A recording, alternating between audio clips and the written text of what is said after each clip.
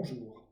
Le slap tongue, c'est certainement l'effet le plus difficile dans ma pièce, deux pas avec Schumann. On peut s'en passer à la fin, on peut faire des sons fortés dans le grave et ça donne à peu près l'effet. Alors, comment obtenir un slap tongue? Petit creux avec la langue, effet de succion. La même chose sur le bec. On tient l'anche avec les doigts. Et puis ça va claquer l'anche.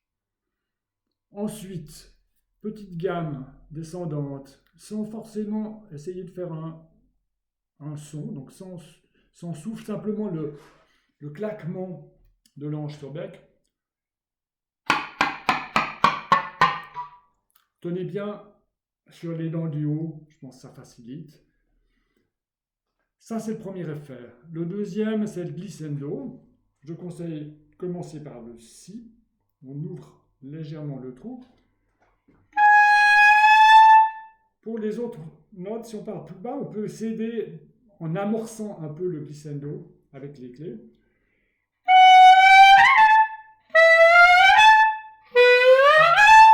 On peut aussi, dans le suraigu, ouvrir le trou et s'aider avec les clés sol, dièse, la.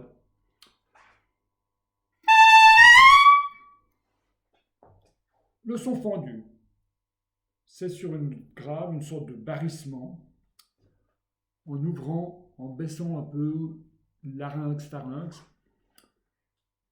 Voilà, il y a 3 étages.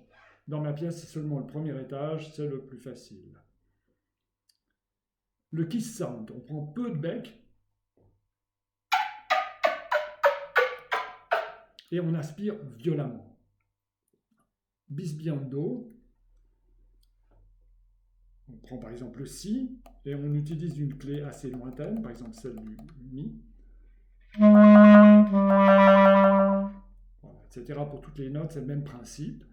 Le Flatterzunge, ce que je conseille au début, c'est de souffler violemment sur la main, avec chaleur, mais beaucoup de force. Et ensuite, sans essayer d'émettre un son,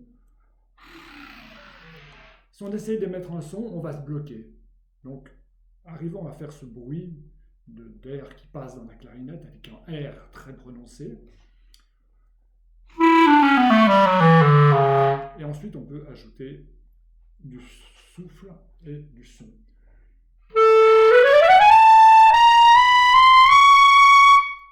Quand ça marche bien dans le grave, on passe dans l'aigu. Quelques petits conseils concernant ma pièce. C'est pas toujours très clair, c'est pas toujours facile d'écrire bien les choses pour que ce soit clair. Si vous n'avez pas la partition, je vous l'envoie volontiers.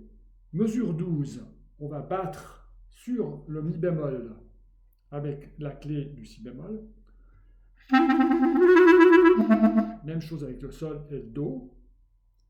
Ensuite, le dernier temps, on bat avec l'annulaire. Ensuite, on recommence avec la clé du si bémol. Et puis, la suite, c'est avec l'index, ce qui va provoquer à la fin des multiphoniques qu'on obtient aussi en arrangeant ça avec l'embouchure.